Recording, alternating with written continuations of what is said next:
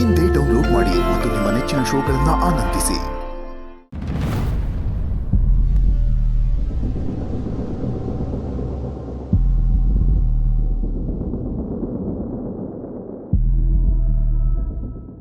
Hello, ಹಾಂ ಹೇಳಿ, ಏನು ವಿಷಯ ಫೋನ್ ಮಾಡಿದ್ದು? ಆ ಡ್ರೈವರ್ ಸಿಕ್ಕಿದ್ನಾ? ಏನಾಯಿತು? ನೀಲು ಅವರೇ, ಈ ರವಿಶಂಕರ್ ಕಣ್ಣಿಟ್ಟ ಮೇಲೆ ಅವ್ನು ಸಿಗದೆ ಇರ್ತಾನ? ನೀವು ಹೇಳ್ದಾಗೆ ನಿಮ್ಮ ಮನೆಯವರಿಗೆ ಅನುಮಾನ ಬಂದು ಅವ್ನ ಮನೆನ ಟ್ರ್ಯಾಕ್ ಮಾಡಿ ಹುಡ್ಕೊಂಡು ಹೋಗಿದ್ರು. ನೀವು ನನಗೆ ಫೋನ್ ಮಾಡಿ ಎಚ್ಚರಿಸದೆ ಹೋಗಿದ್ದಿದ್ರೆ ಅವ್ರ ಕೈಗೆ ಸಿಗಾಕೋತಿದ್ದ. ಸದ್ಯ ಹಾಗಾಗಿಲ್ಲ. ಅಷ್ಟರಲ್ಲಿ ನಾನು ಹೋಗಿ ನಮ್ಮ ಡ್ರೈವರ್ನ ಎಳ್ಕೊಂಡು ಬಂದು ಒಂದು ಸೇಫ್ ಜಾಗದಲ್ಲಿ ಇಟ್ಟಿದ್ದೀನಿ. ಹಾಗೆ ಲಾರಿನೂ ನನ್ನ ಹ್ಯಾಂಡ್ ಓವರ್ನಲ್ಲೇ ಇದೆ. ಈಗ ಅವ್ರು ಏನು ಮಾಡ್ಕೊಳ್ಳೋಕ್ಕಾಗಲ್ಲ. ವೆರಿ ಗುಡ್, ಒಳ್ಳೇದೇ ಆಯಿತು. ಆದರೆ ನೋಡಿ, ಈಗ ನೀವೇನಾದರೂ ಒಂದು ಸ್ವಲ್ಪ ಮೈ ಮರೆತರೂ ಕೆಲಸ ಎಲ್ಲ ಕೆಟ್ಟೋಗುತ್ತೆ. ಯಾವುದೇ ಕಾರಣಕ್ಕೂ ಆ ಲಾರಿ ಡ್ರೈವರ್ ಆಗಿರಲಿ ಅಥವಾ ಯೋಗಿ ಆಗಿರಲಿ ನಮ್ಮ ಯಜಮಾನ್ರ ಕೈಗೆ ಸಿಗಾಕೋಬಾರ್ದು. ಅದಕ್ಕೆ ಅವರಿಬ್ಬರನ್ನೂ ಯಾವುದಾದ್ರೂ ಒಂದು ಸೇಫ್ ಆಗಿರುವಂಥ ಜಾಗದಲ್ಲಿಡಿ. ನಿಮಗೆ ನಂಬಿಕೆ ಇರುವಂಥ ಹುಡುಗರನ್ನ ಅವ್ರನ್ನ ಕಾಯೋದಿಕ್ಕೆ ಅಂತ ಇಡಿ. ಹಾಂ, ಹೇ, ಖಂಡಿತ ಖಂಡಿತ ನೀಲು ಅವರೇ. ಹಾಗೆ ನಮಗೇನಾದರೂ ಅಪಾಯ ಆಗುತ್ತೆ ಅಂದರೆ ಬಚಾವ್ ಮಾಡೋಕ್ಕೆ ನೀವು ಇದ್ದೀರಾ ಅಲ್ವಾ? ಅದೇ ಧೈರ್ಯ ನನಗೆ. ನೋಡಿ, ಆದರೆ ಎಲ್ಲ ಟೈಮು ಒಂದೇ ಥರ ಇರುತ್ತೆ ಅಂತ ಹೇಳೋಕ್ಕಾಗಲ್ಲ. ಟೈಮ್ ನಮ್ಮ ಕೈ ಮೀರಿ ಹೋದರೆ ಆಮೇಲೆ ಯಾರೂ ಏನೂ ಮಾಡೋಕ್ಕಾಗಲ್ಲ. ನಿಮ್ಮ ಹುಷಾರಲ್ಲಿ ನೀವಿರಿ, ಆಮೇಲೆ ಯಾವಾಗಲೂ ಜಾಗೃತೆಯಿಂದ ಇರಿ.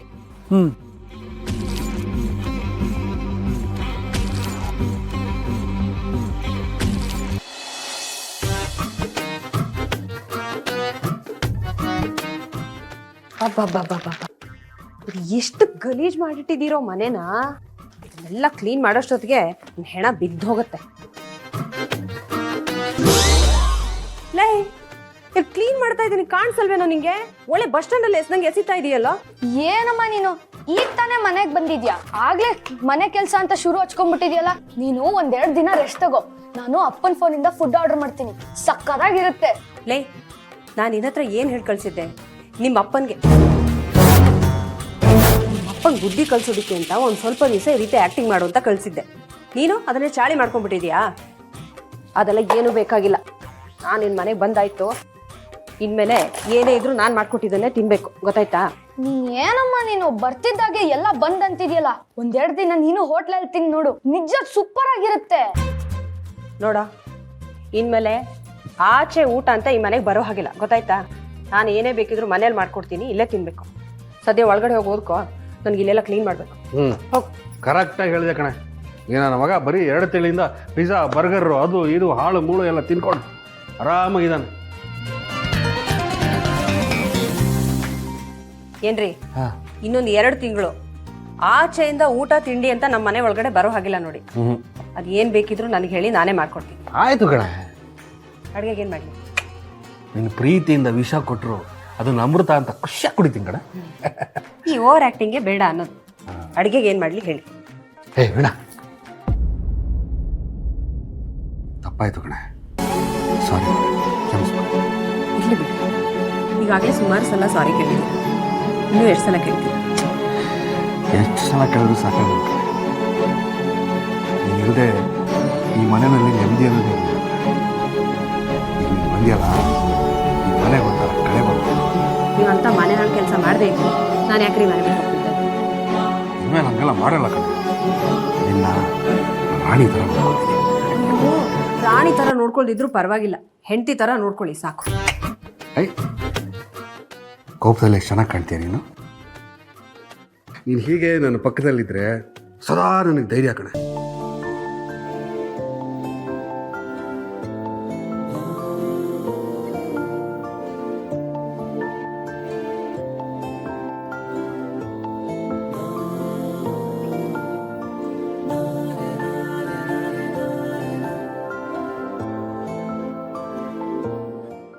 ನೀವೇನ್ ಮಾತಾಡ್ತಿದ್ದೀರಾ ಅಥವಾ ರೊಮ್ಯಾನ್ಸ್ ಮಾಡ್ತಿದ್ದೀರಾ?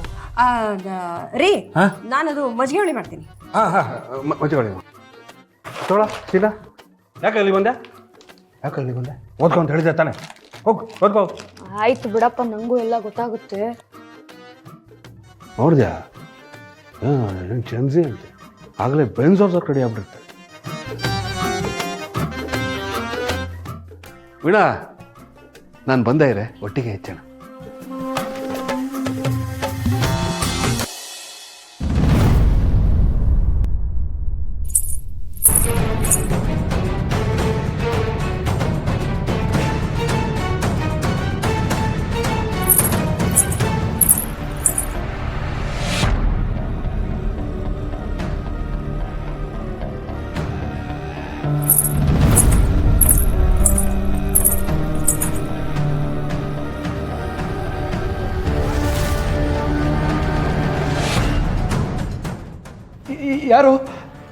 ಯಾರದು?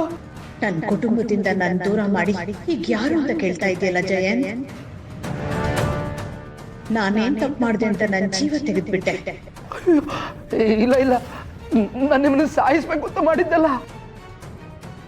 ನಾನು ನನ್ನ ಚಿನ್ನು ಮರಿ ನಾನು ನೋಡಬೇಕು, ಅವ್ರ ಜೊತೆ ಮಾತಾಡಬೇಕು ಅಂತ ಬಂದೆ. ಅವ್ರ ಜೊತೆ ಮಾತಾಡಿ ತುಂಬ ದಿವಸ ಆಗಿತ್ತು. ನಿಮ್ಮನ್ನು ಕೇಳ್ಕೊಳ್ತೆ ಅಲ್ವಾ, ನೀವು ಯಾಕೆ ನನಗೆ ಅಡ್ಡ ಆದ್ರಿ? ಅಡ್ಡ ಆಗಿದ್ರಿಂದ ಅಚಾತುರ್ಯವಾಗಿ ಆಕಸ್ಮಿಕವಾಗಿ ನಡೆದು ಹೋಗಿದ್ದಷ್ಟೇ ಅದು. ಬೇಕು ಅಂತ ಮಾಡಿದ್ದಲ್ಲ. ಅದಕ್ಕೆ ನನ್ನ ಸಾಯಿಸ್ಬಿಟ್ಟ. ಮನೆಗೆ ಬಂದಾಗೆಲ್ಲ ನಿನ್ನ ಮಗನ ತರ ನೋಡ್ಕೊಂಡಿದ್ದೆ, ನನ್ನ ಕುಟುಂಬದವನು ಅನ್ಕೊಂಡಿದ್ದೆ. ಆದ್ರೆ ನೀನು ಆ ಕುಟುಂಬದಿಂದನೇ ನನ್ನ ದೂರ ಮಾಡ್ಬಿಟ್ಟೆ. ಹೇಳು, ಯಾಕೆ ಹೀಗೆ ಮಾಡಿದೆ?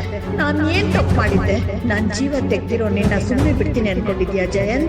ಈಗ ನಿನ್ ಜೀವ ತೆಗಿತೀನಿ. ಬೇಡ ಬೇಡ, ಏನು ಮಾಡ್ಬೇಡಿ.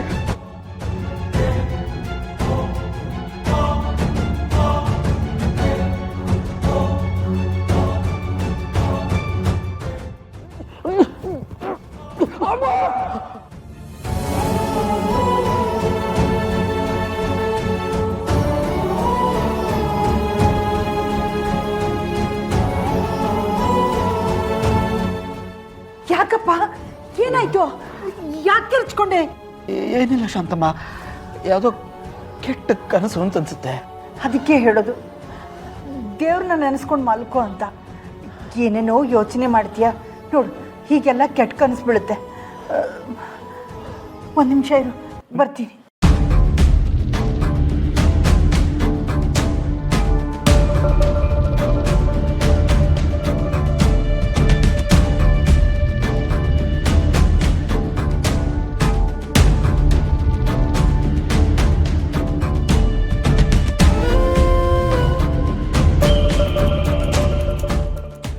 ಮಲ್ಕೋ, ಯಾವ ಕೆಟ್ಟ ಕನಸು ಬೀಳಲ್ಲ. ಸರಿ ಶಾಂತಮ್ಮ.